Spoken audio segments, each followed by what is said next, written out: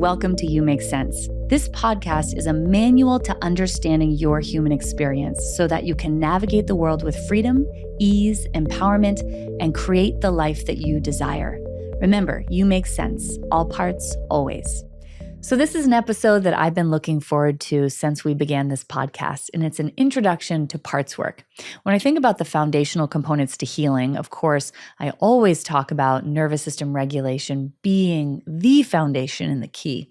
I would also say that parts work is really a necessary component to experience holistic healing.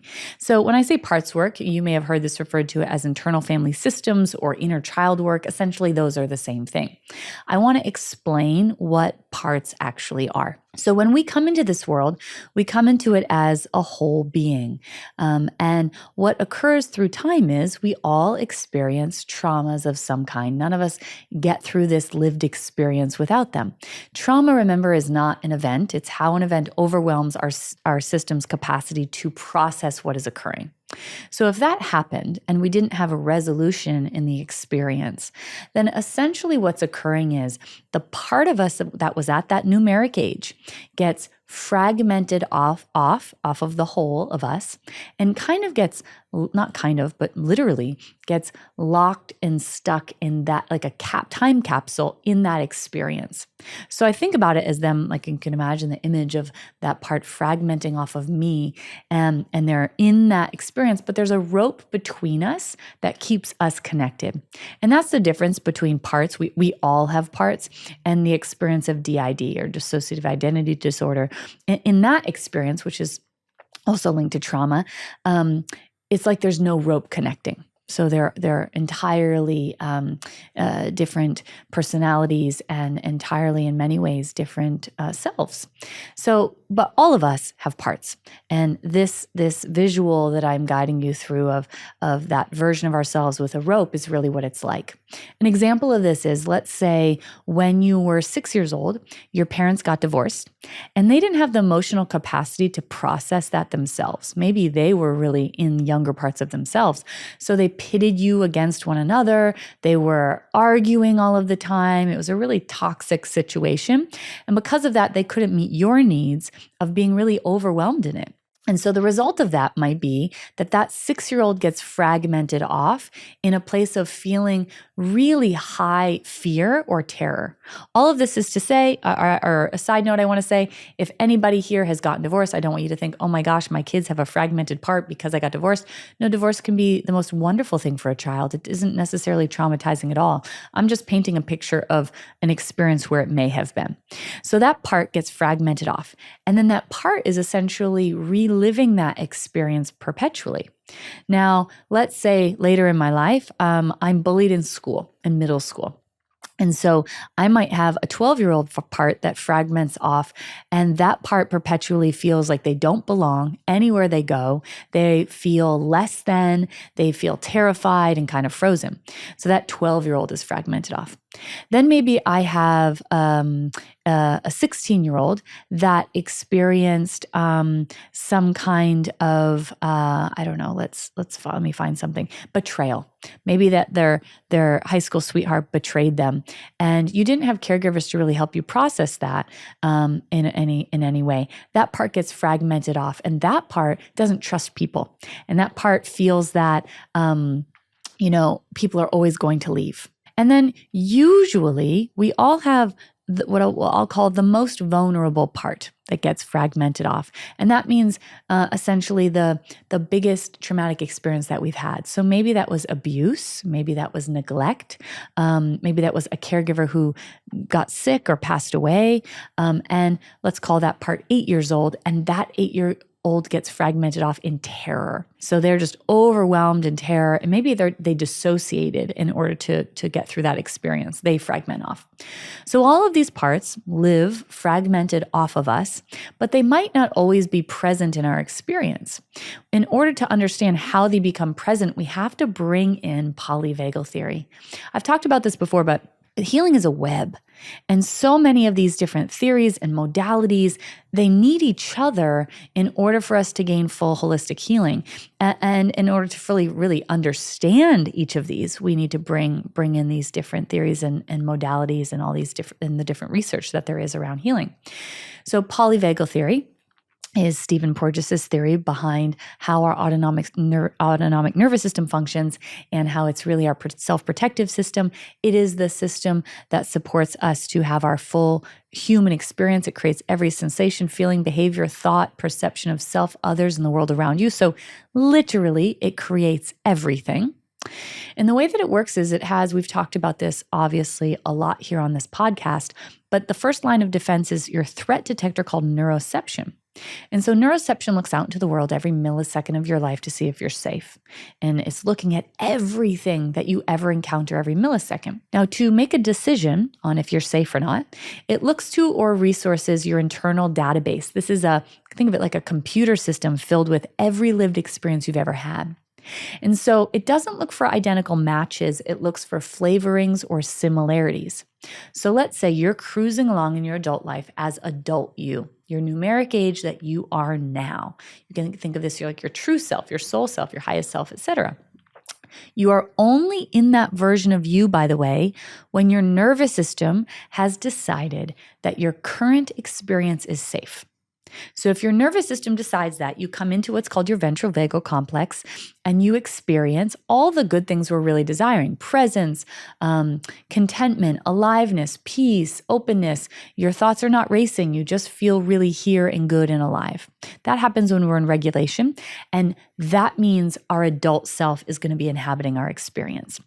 But let's say, I gave all those examples of fragmented parts. So let's say I get into a situation where I am going to some kind of dinner. I don't know. I'm going to call it a networking dinner. There's maybe 30 people there. And some of these people are more successful than me in their career. Some of the people are around where I am at, but there's different levels of where people's careers are at, let's say. And some people are beyond me, where I currently am. And let's say that a lot of these people know each other. Okay, so, and I don't know them. My threat detector says, all right, we have some information here. Some of these people are further along than Sarah is, and some of these people know each other, and Sarah knows no one. So it looks to the database and it says, what intel or information do we have on groups, on people who are further along than Sarah, and on people that know each other and she doesn't know them. So it might look to, remember that 12-year-old we talked about that got fragmented off? It might look to her and be reminded of her experience. It might say, whoa, this reminds me of being 12. When I was a new kid in middle school, everyone knew each other. Well, the people at the dinner know each other. They all have this sense of belonging that I don't have. That reminds me of middle school. And some of these people are further along. And maybe in middle school, it felt like the other kids were the cool kids and I wasn't the cool kid. So even though those aren't the same things at all, there's enough of a flavoring that my threat detector might say, I think that's dangerous. And it reminds me of when I was 12. And so what occurs in that millisecond is no longer does my adult self inhabit my body. It's as if we have gone off on that rope and we've gone into the 12-year-old's experience. And essentially she inhabits my body. I call this who's on the plate, meaning imagining you're this like this clean white dinner plate, or it could be a purple dinner plate, or it could be a green dinner plate, whatever color dinner plates you have. I just happen to have white dinner plates. But imagine it's this clean dinner plate, okay? At any given moment, someone has to be on the plate because that's whomever is guiding your experience. So in this moment, I go from adult me was on the plate earlier in the day, but then when I get to that dinner, adult me flies off the plate, and instead 12-year-old me comes onto the plate. And now I'm not actually in this moment where the dinner is happening. It's literally as if I've traveled back in time to when I was in 7th grade, and I am literally there. I am not fully here at this dinner. The past is being superimposed on the present. And now the 12-year-old isn't literally inhabiting my body. And you know, what's so fascinating about this, and the more that I've done parts work from a somatic lens and incorporating polyvagal theory, is it's very evident that each of our parts have different autonomic tones. We've talked about this in earlier episodes, but an autonomic tone essentially, or not essentially, is the current shaping of your nervous system. So my adult self's nervous system might be oriented towards regulation, meaning when I'm in my adult self, I feel present, anchored, here, and good, and it's shaped in a way that I'm predominantly in what's called my ventral vagal complex, or state of regulation. Now, that 12-year-old has their own autonomic tone that's very different from mine, meaning what was the shape of her nervous system when I was 12? Well, in that moment, the shape of that nervous system might have been a high sympathetic. So your sympathetic nervous system is your state of mobilization. This is where anxiety, worry, frustration, fear, terror, rage lives, racing thoughts, where we're worried it's someone mad at me, did I do something wrong? Or we might feel frustrated. It's all about the doing. So this 12-year-old, I'm just, making this up, but let's say this 12-year-old me, her autonomic tone was like a 5, 1 to 10 being the levels, a 5 or 6, a sympathetic, oriented towards panic and fear. So as soon as this 12-year-old is on the plate, I actually feel her autonomic tone. I am literally feeling what she felt, exactly what she felt back when I was 12, even though I'm sitting at a very different table. Not only that, because that part's present in my body, I'm going to have her thoughts. I'm going to have the behaviors that she would have. I'm going to do the things that she did, because those things were the things that saved her life and allowed her to adapt. So I'm going to think the same things. I'm going to do the same things. I might even notice that my body language changes. The sound of my voice might change. Like when we're in young parts, our voice can literally change. Like I might sound much less like, the prosody of my voice might be different. My voice is on the deeper side, and it might be much higher pitch when the 12-year-old comes into my body. The language will be different. So my thoughts will be, might be something like, I don't belong. I don't think they like me. They're better than me. I shouldn't have worn this. I look weird. I don't know what to say. I'm not that smart. Can you see how that language, is really reminiscent of that developmental age? And by the way, when I did have this 12-year-old part, and she did sound a lot like that. And that again is because it is literally like everybody, we are traveling time. We are literally going back to that experience. And so it can be really confusing because later, we might get back into our adult self. So we come into safety. And so the threat detector says, we're safe now. Actually, this doesn't remind me anymore of being 12 because I'm back home with my dog and on my couch. And so adult me comes back into my body. And then I recount or remember the experience from earlier. And I say to myself, like, what the hell? Why did I say that? They were being kind of critical of me. And I just sort of laughed and like, it's really funny. It wasn't funny. Why did I do that? Like, what's wrong with me? And I don't know why I let them bother me so much.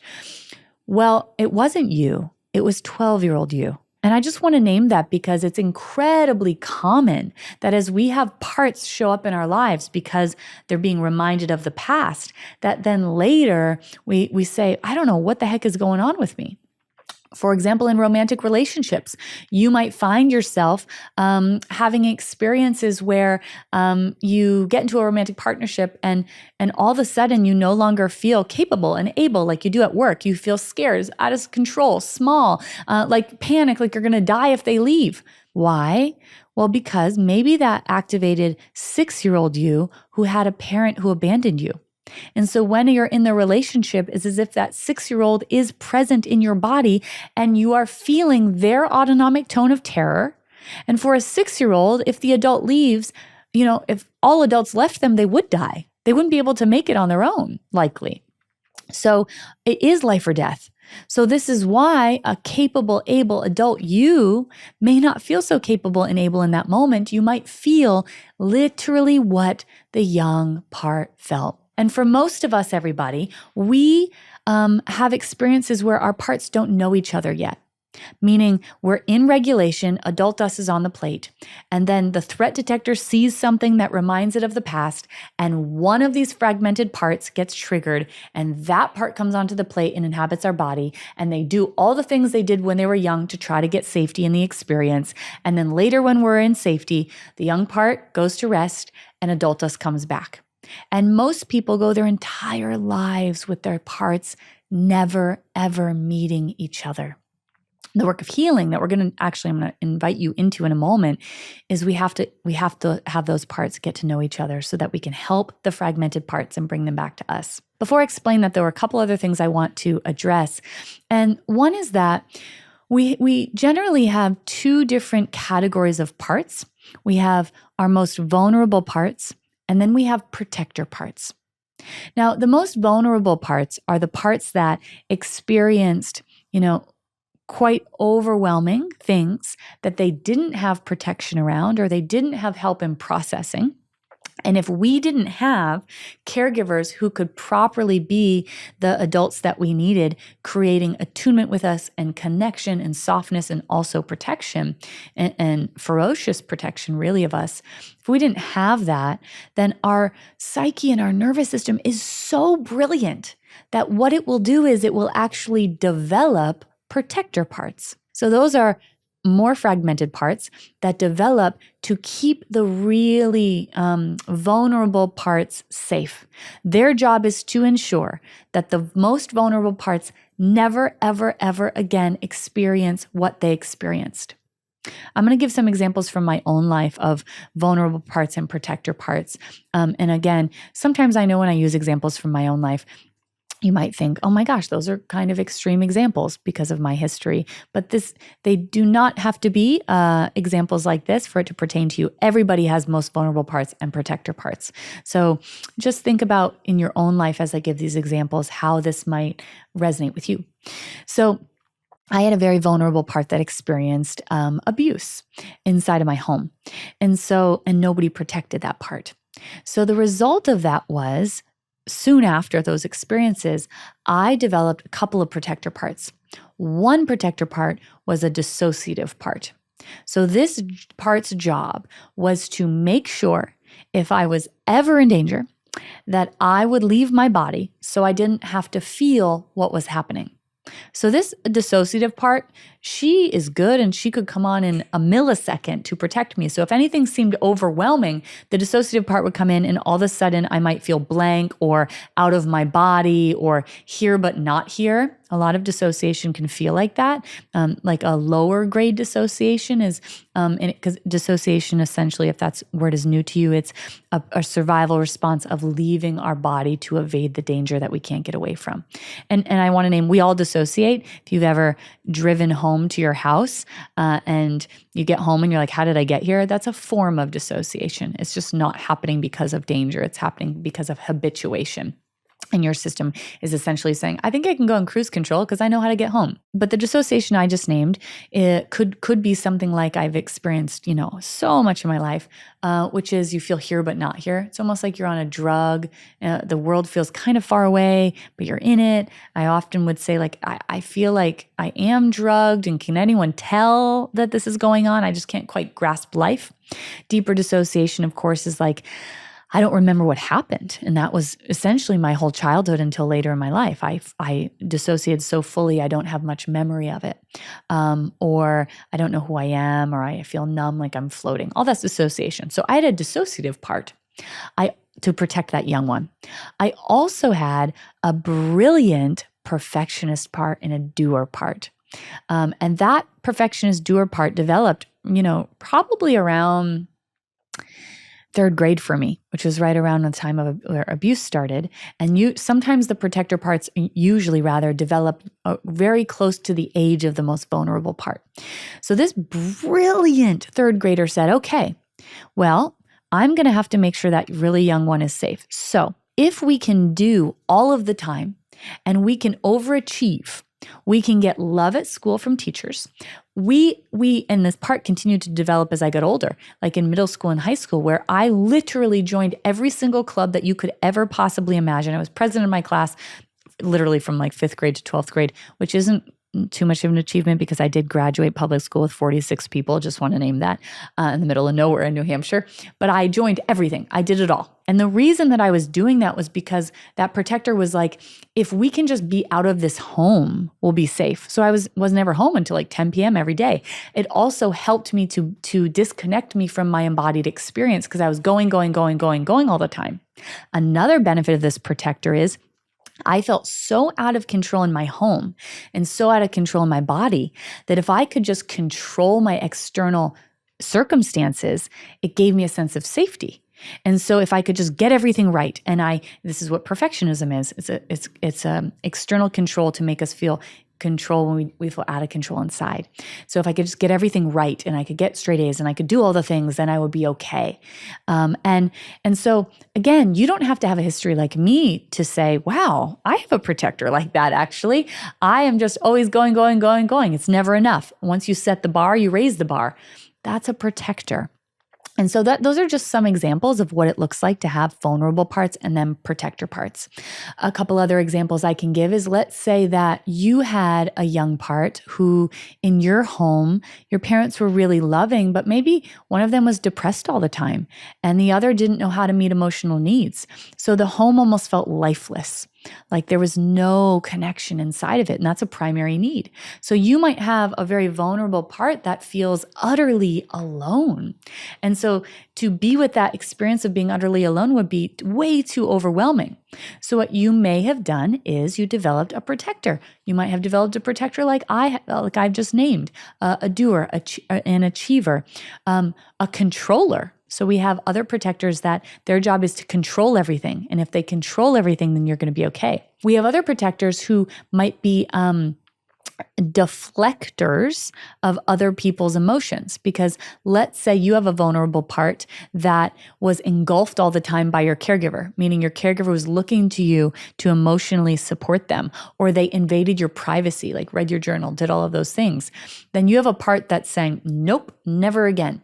So as soon as someone comes towards you with emotion, you have this deflector part that shuts them down or gets away. I can't handle other people's emotion because it's too much for me, because I don't want that young part to feel engulfed again. So I just wanted to explain that, because those are the two primary categories of parts that we have. And I hope in hearing this, you can see how brilliant you are. All of this, by the way, was so that you could continue to develop, so that you can continue on in life. When no one else was able to help you, you develop parts that could. And so, I don't know if you've heard of the book, No Bad Parts, Dick Schwartz's book, who's incredible and the creator of Internal Family Systems. The truth is there are no bad parts. They have all done such an incredible job of ensuring our survival. So I just want to share how this might show up in our adult lives. How do these dynamics show up? We've already given some examples, but I want to give a few more. Here's one. I live in a very big, busy city, and that means that there are, lines everywhere and traffic everywhere. And I see this one a lot. There's someone's driving in traffic, and I don't know, maybe it's like a 65-year-old guy in a car, and he seems really lovely. He's having a nice time and seems really kind. He's embodied in his 65-year-old self. But then let's say he's at a stop sign and there's a car in front of him, and that car takes, 5 seconds before they turn. And maybe they are looking at their phone, which isn't okay. They're not alert to the road, and that is inconsiderate. But to their threat detector, that they're reminded of their caregiver, maybe their father, who never saw them, meaning they felt invisible. And this situation is reminding them of when they were 14 and they felt invisible to their father. It has nothing to do with their father, but it has enough flavorings. So all of a sudden, adult them goes out the window, and it's as if that 14-year-old is in his body. And now he's feeling all the things that he felt at 14. He has the same autonomic tone or nervous system of the 14-year-old. He's literally traveled time. And the other thing is, now that we have safety in our adult lives, oftentimes these parts are now able to experience and express what they weren't able to experience and express in the past. So maybe he wasn't able to feel the anger towards his father because his father would have gotten more angry, so he inhibited it. But now, in the safety of his own car in 2024, he is able to get angry. And so now he's swearing and flicking the person off. And he's like, I can't believe you did this to me, blah, blah, blah, blah, blah. Well, he's not actually talking about the person in front of him. He's talking about his father. And you might notice the language is different. The language might be the language you would hear of a developmentally aged 14-year-old boy, so the appropriate language of that age. His face might look different, like literally the posture might become different because a whole different part is inhabiting his experience. And then later, you'll notice that adult him comes back.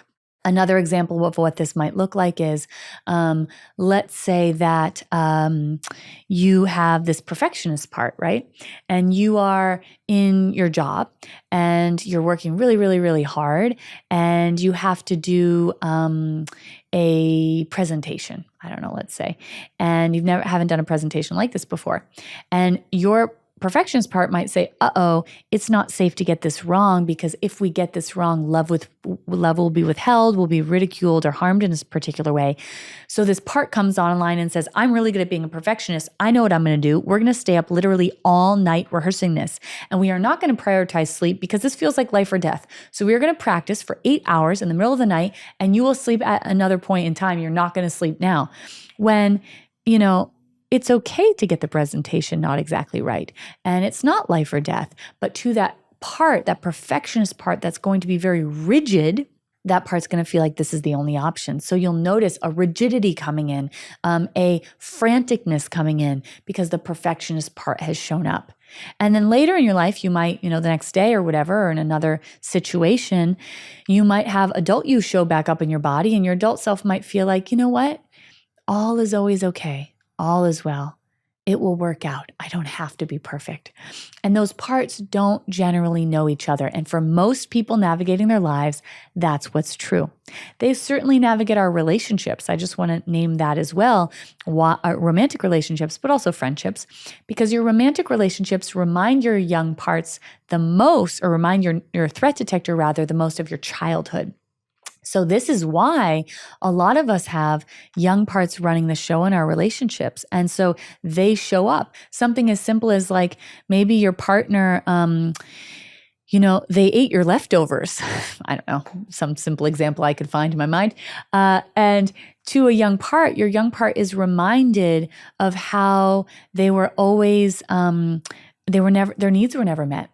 And they were always put second, meaning the parents always put their own needs first. And so when your partner does that, all of a sudden it activates this 8-year-old you, and you feel this deep experience of, this person is wrong for me. I don't want to be with this person. This person is dangerous. They are selfish. They aren't for me. And that younger part will try to get you away from your partner. And so what's really important is we have to begin identifying who's on the plate. Is it adult me or is it younger versions of me?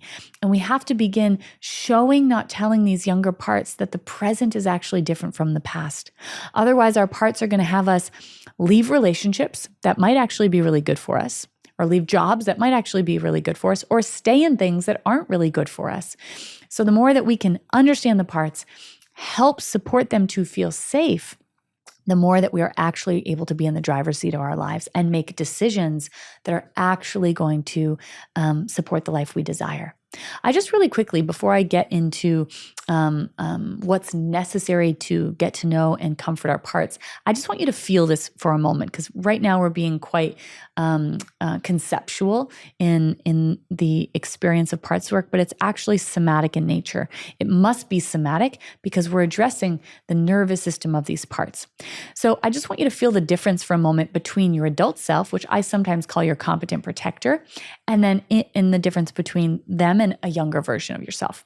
So for a moment, I just want you to think of any experience you've had in your life where you have felt capable and able. It might be a moment where you were in awe or wonder. So it could have been a moment in nature. It could have been a spiritual moment where you felt present, here, good, anchored, safe. It could be a moment where you were helping another person and you just felt in flow. And even though they were scared, you weren't scared. You knew everything was going to be okay. This could be a moment that literally lasted 1 second. So what I want you to do is I want you to bring that to life for a moment. The way that we bring an experience to life is by using all the senses we have access to. An acronym that Dan Siegel came up with. He uses this acronym a little differently. I use it the way one of my friends and mentors, Deb Daney, uses it. Is this acronym stands for sensation, image, feeling, and thought. So when we embody the sensations, the images, the feelings, and the thoughts of an experience, it makes it come alive in us. So what I want you to do right now is I want you to see the images that were present when you were in this experience. So close your eyes and just imagine the images that were around you. Notice how everything looked. Notice how the air felt on your skin. Notice what you heard. And as you do that, I want you to notice the sensations in your body. Sensations are things like I feel open, expanded, calm, peaceful. I feel warm, tingly, anchored. Notice sensations. And after you notice the sensations, I want you to notice the feelings that arise.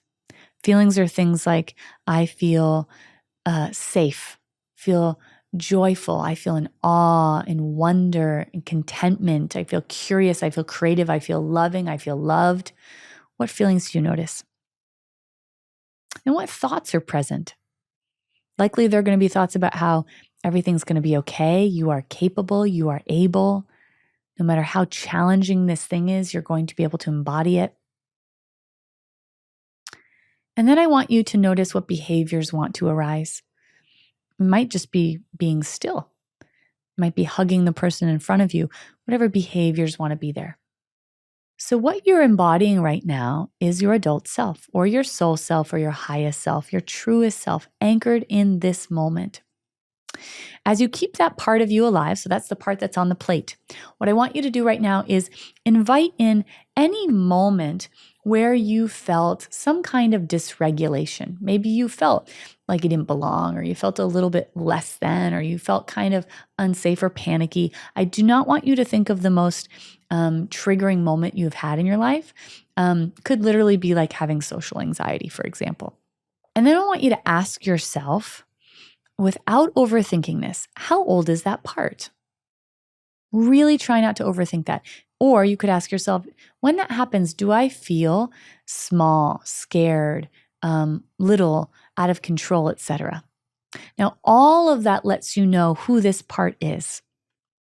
Another prompt you can ask yourself is, when I experience this, what does it remind me of? Or when was the first time I remember feeling this? So if it's social anxiety, for example, it might be, yeah, I remember feeling that even in kindergarten. It's the first memory that comes to me. Well, then that lets us know that that is likely the part where the part originated from. Now, again, I do not want you fully embodying that part, so don't sift it. Don't do the sensations, image, feelings, and thoughts right now. I just want you to have an introduction or a noticing of how different that part is from you.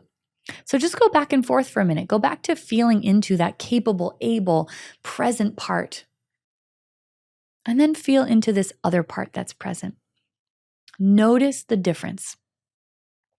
And the reason I wanted you to do that is because it's so important you have an embodied experience of this. And programs that I offer, if you're interested, I have 2 that we do this inside of. You can go to my website or you can go to my Instagram and check out those different programs. But inside of them, we actually do deep parts work. Of course, I can't do that just on this episode, but this is an introduction to that. So here's the thing. So coming back to presence, come back into that adult self and orient to the space you're in, meaning just look around your space, go back to that moment of awe for a second. And I want to talk for a moment about how do we begin protecting our parts and giving them what they needed in the past and the here and now with us.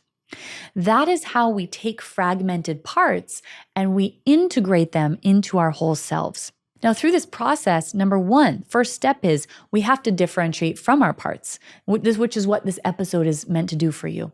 We have to begin noticing who's on the plate, because if you're over-identified with your parts, you won't be able to successfully come to their aid. We have to see that they are different from us, and they are different from you. They're a version of you, but they're not adult you. So first we differentiate like we just did, and then we have to do a process that I call internal co-regulation. And that is literally like reparenting. So if you had a child, how would you parent them? Well, there are two components necessary to be a competent protector for our younger parts.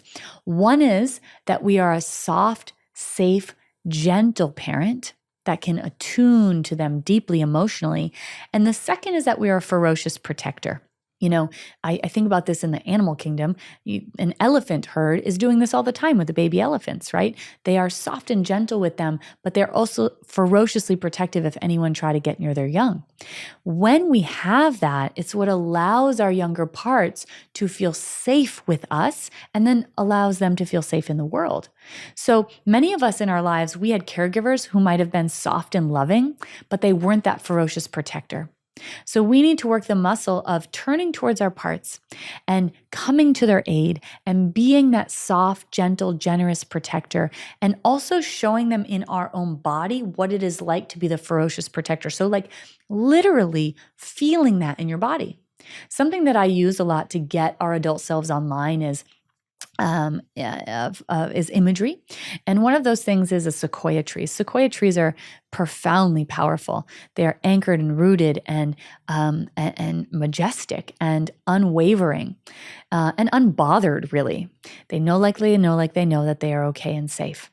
And so we can actually, via mirror neurons, when we imagine something, we can actually inhabit it in our physicality. So literally imagining that sequoia tree will allow your system to take in the energetic field of a sequoia tree. So when you do this, I want you to allow your body to feel big and vast. So your whole spinal column becoming big. You might feel like you're 200 feet tall. That helps to get the competent protector online. Once we have that and we are able to access the ferocious protector and the soft and gentle parent, we turn towards the young part and we listen to them. That's really all they're looking for. Here are the things they're looking for: to be heard, to be understood, and to be protected. Those are the three things our parts need.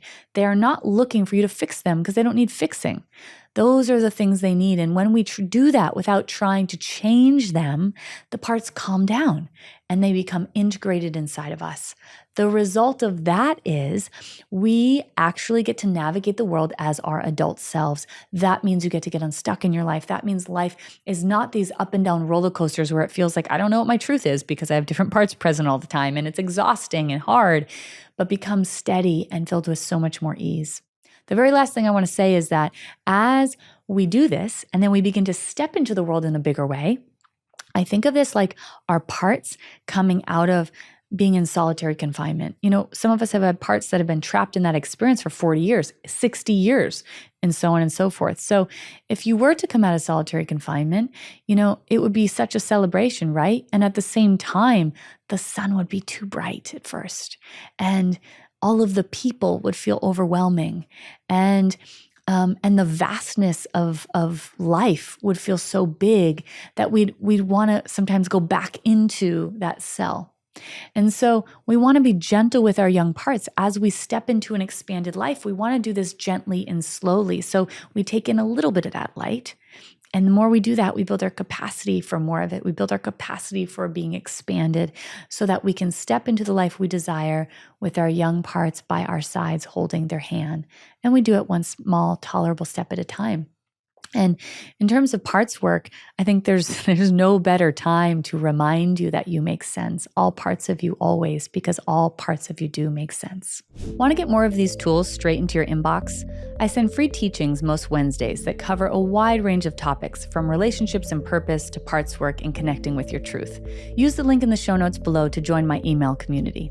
All right, we have Rachel back with us today. I have to say, some episodes is just me doing my solo thing, and I really enjoy the episodes where you're here, Rachel. Rachel is inside, just in case anyone is new to her, she's inside of every single community that we have in all of our programs. She's in emails, DMs. Basically, she's my right-hand woman, and she supports people that we support inside of our community. So thanks for being here today, Rachel. And she also compiles the questions for us that we get. If you want to submit a question, by the way, there's a link in the show notes to do that. And Rachel, take it away. Tell me what questions we have. I know we have 3 today, so tell me what we've got going on. Yeah, we do. And they're great questions. Okay, so how can I better regulate myself during parts work when there are several parts showing up at once that all need my attention? So I first just want to say this. As we begin doing parts work, what starts to happen is these parts that have been, alone and not heard for a very long period of time, like literally decades, the more that we build our capacity to be in our adult self, just like a child would, these parts look at us and they're like, oh, wow, there's somebody safe here. There's somebody that can listen. So what we might start noticing is there's a few different parts that are like, hi, I need your attention. Hello, I need your attention. Hello, no one's listened to me before. And so it's really common to have that occur. What I want to name that we talked about earlier in the episode is that there's usually one or 2 primary vulnerable parts, like the most vulnerable parts. And then there's usually 1 or 2 protector parts, which again, we've already talked about. What we want to look at is at any given moment is who's most in distress or loudest right now around the particular thing that I'm wanting to address. And that doesn't mean we're not going to get to all of the other parts. But what we don't want to do is let ourselves become overwhelmed, kind of like a parent would if you had 7 kids, right? Like, oh my gosh, that'd be a lot. That we want to let all the parts know as we're beginning to do parts work that we're going to attend to every single one of them. And who in this moment is feeling the most distress about whatever it is that's currently occurring. The other thing that I want to name is, we've talked about this in earlier episodes, that in terms of trauma vortices or experiences of trauma that we've had, you don't have to address every single trauma in order for them to bring resolution. Every time you address one, it sort of shrinks down all the others until they're also gone too. So in terms of our parts, when we address one part, it also helps to support the other parts. And I know this might sound kind of strange if you're new to parts work, but all the other parts are listening. So meaning if they're hearing and observing you protecting or listening to a specific part, they're also reaping the benefits of that and building deeper safety with them. So that's what I would say. We want to get our adult self present, and then we want to ask ourselves, based on what's currently going on, or the issue, or the thing that's currently presenting itself, which part is most in need, and invite that part in. Another thing that you can also do is, as you're inviting that part in to comfort them, the other parts can be around. It might be like I'm holding their hand as I'm addressing this one particular part. And that's really the way that I like to do it. Otherwise, it can become, again, just like if you had children in front of you, can become overwhelming to try to address 3 of them at the same time. So just know that, again, as you address one, all the others are affected by that change too. Oh, yeah. And that's so helpful, because especially in the beginning, it can be a bit like me. And your parts are all kind of clamoring for your attention, because if you've not gone in before and acknowledged any or done this work before, then when you start, it can almost be a bit scramble for your attention. So do you have any tips for if there are a few going me? How do you select which one? So the one that's the strongest, and how do you calm the others to kind of let them know they'll get their turn? Or Yeah, that's such a good question, Rachel. So one thing that we start parts work with, which we talked about in this episode, is we anchor into our adult selves. So I use, and we talked about this in the episode too, other things outside of ourself that can support us to feel into our highest self, most adult self, most capable self. Like I mentioned, I often use sequoia trees because they're so powerful and anchored, but really anything external that can support our nervous system to really take on that energy. Now, once you're in that energy, what we can do is we can invite in all the parts to feel the presence of us. And so invite whatever parts are already there saying me, me, me, me, me. We want to give them co-regulation. And we can give them all co-regulation at the same time by feeling into that adult self or bringing in other competent protectors. And from that place, doing the internal co-regulation component, which might be I am having all of them sit around me or on my lap, or I'm holding all of their hands, or my arms are around them. And it might be literally doing some controlled breathing with those parts, or letting them know I am here and you are safe. I am here and you are safe. Another thing that you can do on top of that, if you're noticing that a lot of parts are speaking up, is having a notebook and letting each part let you know, if you ask each of them, what feels scary to you in this moment, or what feels frustrating to you in this moment. And then let each part write to you, write down what they've said, and letting them know and yourself know, and I'm going to come back to this and supporting you after I tend to this one part that needs my attention the most right now. And I find that can really be helpful for us to not get overwhelmed, and helpful for the part to see, oh, you're going to actually help me too, which might be later in the day, or 15 minutes later, or even the next day. You might say, okay, I'm going to help you, tomorrow, or in my next therapeutic session next week, I'm going to address you and what's going on for you. So that first internal co-regulation, calming and comforting the parts, and then hearing them. And such a big part of this is our parts really just need us to hear them and create safety for them. They don't need us to fix them, because there's nothing actually to fix. So just that simple step can help alleviate some of the distress they might be having, and also our overwhelm, so that then we can go into that one part.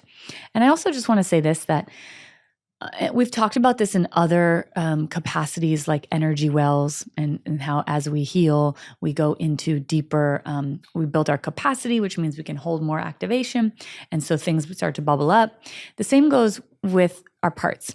So as we build more capacity as our competent protector and as a regulated person, what happens is parts start to say, oh, hello, I'm here and I'm needing some support. I have for quite some time. And then we feel the autonomic tone, because each part has their own vagal tone, the own tone of their nervous system. We feel the activation that they felt way back when. And so it can so often feel like we're going backwards as we're going forwards, because it doesn't just immediately feel good. In order for us to feel good, we actually have to address the activation and the stored trauma that's in our body.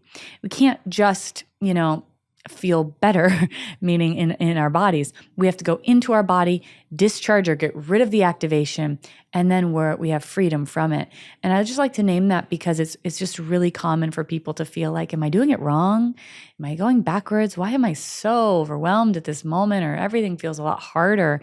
This is why. And it won't be like that forever. Yeah. And that's a really important piece, because when you come to start doing this work, or you've been doing a little while, you can kind of think that everything's going to be great, like straight away, and then you'll never have any problems ever again, and nothing will ever come up, and things won't bother you. That was certainly how I thought that I would reach a place of that kind of level, if you like. And actually, it's very different to that. It's just as you said, you grow your capacity, but then other things come up for you to heal and be with. And it's being able to hold those younger parts and give them what they need. And I'm really glad you shared that bit, Sarah. Thank you for asking that. Yeah, I think it's such an important component of this for people to understand. And the other thing I just want to name is that, as we do this work more and more, our parts will feel safer and safer with us. And then we reach a point where they just need reminders. It's not a huge trigger for them. What we might need to do is, get down to their level, like get on our knee when we're about to go do something scary that they think is scary. And instead of them going into panic or shutdown, they're just like, oh, are you sure this is okay? It's like just a little bit of activation. And we hear them and say, oh, of course, this reminds you of that. Yeah, I'm positive it's okay. And I'm going to protect you. And something that used to feel huge is now this like tiny bump that's very navigatable for us. And we're able to really work our way through it. So I don't want us to have the expectation that our young parts disappear. We don't want them to disappear because because they're very real versions of us. And and we get so much of our gifts and our talents and our personality from these parts. What we want to do is show them that they're safe. And if it's a protector part, we want to give them a different job so they don't have to be protecting. They can actually have full aliveness, which then allows us to have full aliveness.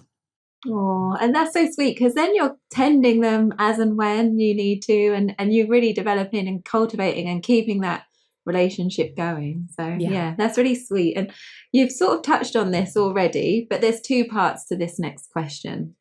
How do we create internal safety within ourselves? And you have spoken a little bit about that, but then the question follows on with, how do we take tolerable steps before stepping into the bigger things for us? So internal safety, there's two primary ways I think about creating this. Number one is through the consistent, habituated practice of regulating our nervous system. So the more that we reshape our nervous system and change our vagal tone through consistent neural exercises, those are the things like reps at the gym, the things that we do that will constitute as good. So any regulating resource is just something that supports us to feel more present, here, and good. And the more that we do those neural exercises throughout our day, breath work, like breathing exercises, bilateral stimulation, movement, sound, vibration, shaking, singing, eye movements. There's just so many somatic things we can do, including hobbies, things that make us feel inspired and excited, creating art, dancing, and so on and so forth. Those are regulating resources. So if you consistently do them, you reshape your nervous system, and that creates internal safety. So that's one component of internal safety, and it's the consistency that actually makes that occur. Now, the other part of creating internal safety is being able to access our adult self, our competent protector, our soul self, our highest self, whatever we want to call that, consistently learning how to work the muscle of getting that version of us online. And so in parts work, that's really why it's so imperative that we do nervous system regulation work either before or in tandem with parts work, because you cannot address your parts if you don't have a competent protector within yourself present. Otherwise, we're going to be scared of their scared. Like I say a lot, we cannot be scared of their scared. If an adult is scared of what the child is scared of, the child is in trouble because there's nobody to help them. So we need to not be scared of their scared, and that's what makes it less scary for the young part. And the only way to do that is by building our capacity to be in our adult self. And also specifically, it's not just being in regulation, but when I think of what creates a safe, healthy adult for a young child, is that they're a competent protector. What is that? It's two things. It's being, which we've talked about, which is being safe and soft and attuned and empathic and all of that. And it's being a ferocious protector. And if we look in nature, like you look at a lioness with her cubs, she's so soft and gentle, and we'll play around with them, and they can even like bite her, and she's like, ow, that's really annoying, but she's not gonna, of course, do anything to them. But if somebody else came along and did anything to her cubs, she would maul them and would have no problem doing that. And so what the cub is getting from that is, wow, my mommy is so nice and loving, and she's amazing. And also she'll kill you if you hurt me. So I'm really safe in the world. That means I can play and I can take risks and I can roll around with my brothers and sisters and have such a good time and like try to catch this fly in my mouth, even though they're in a very dangerous place, right? Being a lion cub is not safe. There's a lot of animals that want to eat them, but they feel such safety because they have this competent protector, which allows the cub to, this goes into the second part of the question, which allows the cub to take risks in their lives. And I know anybody's saying, like, what kind of risk is a cub taking in their lives? Are they starting a company? No, they're taking a lot of risks, though. They're waddling off, and they're like, rolling around, and they're learning how to use their paws and their teeth, and they're trying to figure out how to hunt something, that might start with a grasshopper. And they're not really concerned with external threats, because they don't need to be, because they have a mother that's going to protect them. Now, if their mother was only kind and gentle, which, by the way, is a lot of people had mothers who were kind and gentle but could not access their own healthy aggression, so they weren't ferocious protectors. And so because of that, what occurs is the child then needs to become their own ferocious protector, which was never supposed to happen. So we are robbed of our childhood. We are robbed of play. We are robbed of making mistakes and curiosity and letting life be messy because we had to take on that role. So many of us have had to do that. Now, in order for us to step into the life, the second part of this person's question, in order for us to really step into the life that we're desiring, these parts need us to become both of those things as a parent to them, in order for those parts to feel safe for us to live the life that we are desiring. And otherwise, our parts are going to say, that big life you want, where you have more visibility, where you have more vulnerability, where you have more exposure, more intimacy, more love, you're taking risks, you're in the world where dangerous things happen, which dangerous things do happen in the world. I can't do that if I'm not protected. And so what our parts do is they say no to that. And our nervous system comes in and supports them and says, okay, we're going to build a small life, a life that feels safe for you, little one, not a life that our adult self wants. And so the way out of this, the way to remediate this is not to tell our young parts, like, what's wrong with you? Why don't you just do this thing? Which is what we do. We tell ourselves, not realizing we're telling that to our young parts. They won't budge. And our nervous systems are so strong, your nervous system most definitely won't budge. The way to actually expand into a bigger life is that we must become those two things to our parts: the loving, attuned caregiver and the ferocious protector. And not just through words, right? Because if I told a kid, like, I will protect you no matter what, and the kid's like, I don't believe you. How do I know you're going to do that?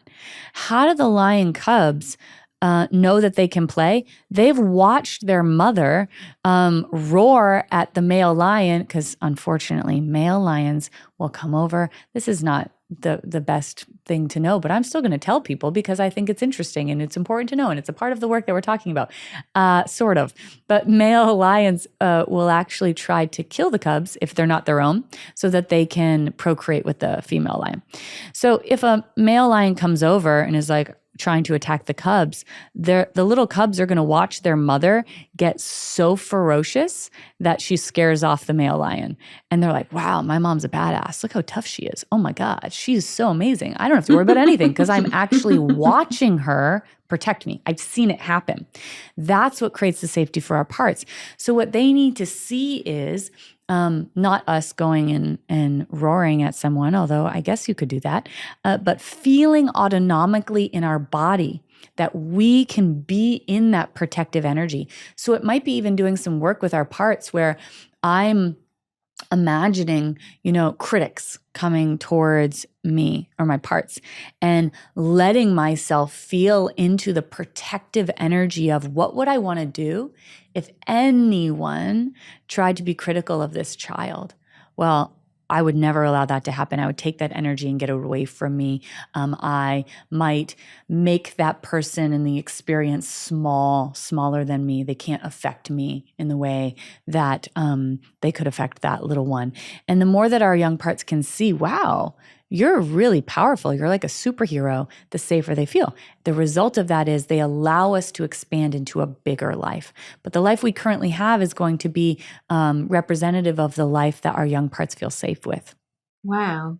So those two components will make such a difference. And hardly anyone would even know that, because how would you know? You wouldn't know. So. Well, that's the weird thing, right? That's what when I said in earlier episodes, like, think of all the random stuff that we know. And then the stuff I don't know, like, why did no one teach me about how to invest money or do taxes or change the windshield wiper fluid in my car? I don't have any in my car right now, Rachel. Do you know how to do that? I don't know how to do that. I wish someone taught me. But most importantly, nobody taught me how to do any of this. And so in order for us to expand into the life that we desire, we have to have this roadmap. And that's why we think of, when we sat down to create this podcast, what was the we sat down and like, why? What's the reason? Because there's plenty of podcasts out there. We're so inundated with that. But to me, it was, I wanted to give people a manual for understanding the human experience. Like, what do we actually do so that we can change our lives in a practical way? And this is the secret. That shouldn't be the secret. My hope is that before you and I fly off to another galaxy somewhere, hopefully together, that a lot of people have this work, so they can have their lives changed too. Yeah, because we receive a lot of emails and a lot of questions on Instagram of people just having tried and tried and tried, and they reach a point where you can't push to create that bigger life anymore. And, and a lot of people will write in and say, they've worked with a lot of coaches, and then the coach kind of gives up on them, and they don't know what's happening in their system, and the coach doesn't know either. And it's not as simple as just forcing yourself and just do it, and just, your nervous system won't let you, and your parts won't let you. So you're kind of opening a bigger arena for how to bring in support so that you can do it in a nurtured, safe, kind way. Yeah, exactly. Oh, and your intention for the podcast is really beautiful and it links with this question too. So I'll read out the question. Once you start doing nervous system work and parts work, sometimes you start noticing patterns in other people's lives that you care about, i.e. family members. When they are coming to you for support, it doesn't feel as genuine to fall back on old, unhealthy ways of support that they may be used to receiving. What is the best way to support these people when you can see the root of the issue and know how much this type of work helps? If it is helpful to steer them toward you and this work, do you have any suggestions on how to go about that in a supportive manner? Mm-hmm.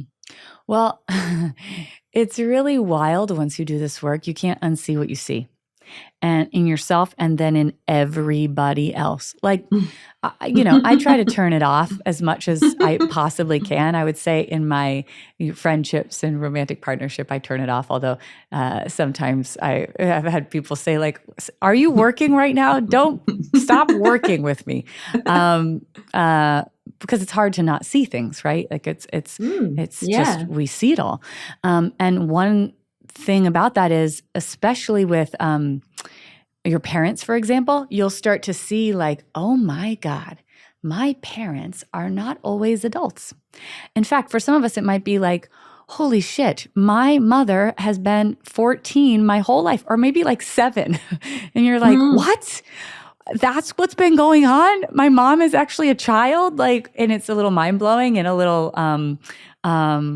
well, it's a thing to process. And I just want to normalize that, because there's no one who has parents, and certainly of our generation or older, who aren't in their younger parts, some of the time. And for some of us, that might be like a lot of the time. And then you watch if your parents are married, you watch them in a dynamic, right? And you're like, holy shit, I am sorry to swear, but that's what I would think in my mind as I'm noticing it. Like, whoa, they are like 7 and 8 right now, and they don't know how to feel their feelings. And one of them is just shutting down and like pulling away as a child, and the other one's like is terrified they're going to leave, even though they've been married for 30 years. So now they're like trying to backpedal and, oh no, you're okay. And you're just watching it, and you're like, oh my Lord, wow, I'm the only adult in the room. Have I always been the only adult in the room? So that happens, and I think it's an incredibly normal thing for us to notice. Now, something that is really important is, I say this a lot, that real love is not keeping someone from their own pain and suffering. And we can tend to think love is trying to rescue someone from their pain and suffering. But when we do that, we're actually enabling them, and we're instilling kind of like a learned helplessness, meaning we're not helping to show that person that they are powerful and capable and able if we do things that are like a Band-Aid for them when they're in distress. So if I am with my caregivers, with my friends, with my partner, when their young parts show up, if I am acting as the primary parent, because they've wanted me to be in that role, and maybe that's a role that I have gotten comfortable with and I get purpose from. if I continue to be in that role, I am not actually helping them heal at all. And I am creating learned helplessness in them, or I'm exacerbating that. Because what I'm doing is I am not allowing for the possibility of them to begin to come to the aid of their parts in a way that only they can. Because here's the thing, when we do that for someone else, when we are the primary parent, meaning we're the person that the young parts are like, pick me up. If I don't have you, I'm going to die. I'm not going to be okay. I need you.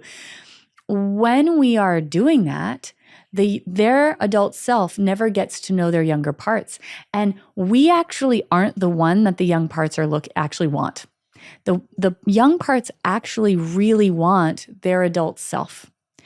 That's the only person that can create internal safety, true, long-lasting internal safety. That's the only person that can create an internal sense of home. And so this isn't to say, because I've said this before, this isn't to say that we don't need others. We are not self-reliant beings. We need to rely on others, attach to others. So I think of this like your partner, your friends are like secondary parents to your younger parts, but we need to be the primary parent. We need to be the source of safety. So it's like putting a Band-Aid on if I continually resuscitate a young scared part over and over again. And then that creates resentment too, and codependency in the relational dynamic. And in terms of a romantic partnership, after a while, we'll lose attraction because we don't actually want to be dating or married to our partner's young parts. Which is why, by the way, a lot of times it's very common when our partner or ourselves are young identified, one or the other, that we'll start to notice that we're like, we don't want to be sexually intimate with them. We're not attracted to them anymore. We don't see them as a partner. We start to actually see them as our kid. Why? Because they're really identified with their young parts. So all of this is to say it's really important that we aren't that Band-Aid. At the same time, what we don't want to do is go from that to saying like, all right, I'm out. I'm not going to support you. Because remember, we want to be the secondary parent. So it's quite nuanced. And by the way, anyone in my profession, it is really important that whoever is helping you on your journey is not ever sending the message that you need them. That's something that I say anytime we do like small group consultation calls for small programs that we have, or even the bigger programs. I will always say, I am not the answer. And if anyone in the mental health profession gives you a sense that they are the answer, run away from them. Because what they are doing is they're instilling codependency that you need them, that somehow they are playing God. That is so untrue. You are the answer. You are the light at the end of your tunnel. You are powerful and capable of healing. And at the same time, we all need support. I have like literally a whole marching band. I don't know why I called them a marching band, because I think marching bands are fun, of a team of people that I consistently see, like 4 people consistently. You don't need to see 4 people consistently. This is just something I do to expand into a bigger life. But so we all need support, but we have to be the one that is doing the work, because we are the answer for ourselves. So it's nuanced in the sense that what we want to do is we might want, like if our partner's in distress, we want to come to them, with loving care and compassion and kindness, and listen, and also perhaps help them to feel really empowered and regulated. So it might be saying, not when either of us are regulated or dysregulated, but sitting down and creating a game plan. Like, okay, what can we both do for either of us? I'm not just pointing the finger at you. When we are feeling unsafe or scared, how can we both work on feeling that internally and growing that muscle? And then we can ask each other, okay, when I feel scared and small, here's the things that would be helpful for you to do for me. Can you remind me to remember a moment where I was a protector for someone else? Can you remind me to do that? Can you remind me to go regulate? Can you give me a hug and then tell me that I've got this, and and then do a regulating tool with me? All of that is allowing our partner to help us, but then being the one to actually do the work. And I know that's nuanced, but there's a real difference between those two things. And in coupleship, it's so important that we create a game plan, not when we're in the moment of distress. It'd be like being in a war zone and trying to create a plan for getting out. It would be much easier to do that before you got there. And so, because you're more regulated. So we create the game plan and then we put it into action when we're dysregulated. And the more we do this, the more we become the primary parent to our younger parts, and our partner is supporting us along the way. And then in terms of like, if you have somebody who in your life who you want to do, one of my programs or another one of any kind, or get some support, it's really important to say that none of us want to feel like we're under a microscope. That does not feel good. Or we're the identified patient, where I'm looking at you and I can see all the things that aren't working for you, and I know that you need to change these things. And that just doesn't generally feel good for anybody. But instead saying something like, you know what, here's the change I've noticed in my life. Because us human beings, we like to know what I'm going to get out of it. So how's this actually going to help me? So if I can share with someone, look at what's happened to me, that makes someone want to actually, step into the work. And by the way, the more you embody it, the less you even have to say anything. I can't tell you how many people have said to me over the course of my life, like, what are you doing? What's going on? Like, what is happening? Can you tell me what you're up to? Because people can see the result, and then they are curious about it, and then you can share with them. There's this thing that really helped me, and I find that to be a real helpful way of sharing this work with people without feeling like we are trying to indoctrinate them in a cult, which can feel that way if we're like, you have a lot of issues and you should come do this thing because it will save your life. Doesn't that sound a little cultish? But instead, the embodiment of it and the gentle invitation. Yeah, and that's really, really, really lovely, because no one likes to feel like they're being fixed. Like, no one likes that, and that would immediately set up like a resistance. And no, I don't want to. No, I'm not doing that. And whereas actually to work together to create your game plan and embody it yourself, and then have someone kind of be interested and intrigued. Yeah, that just seems so much more wholesome. Thank you for being with us today. And for everyone listening, I hope that you found this episode to be helpful. And just remember, you make sense, all parts, always.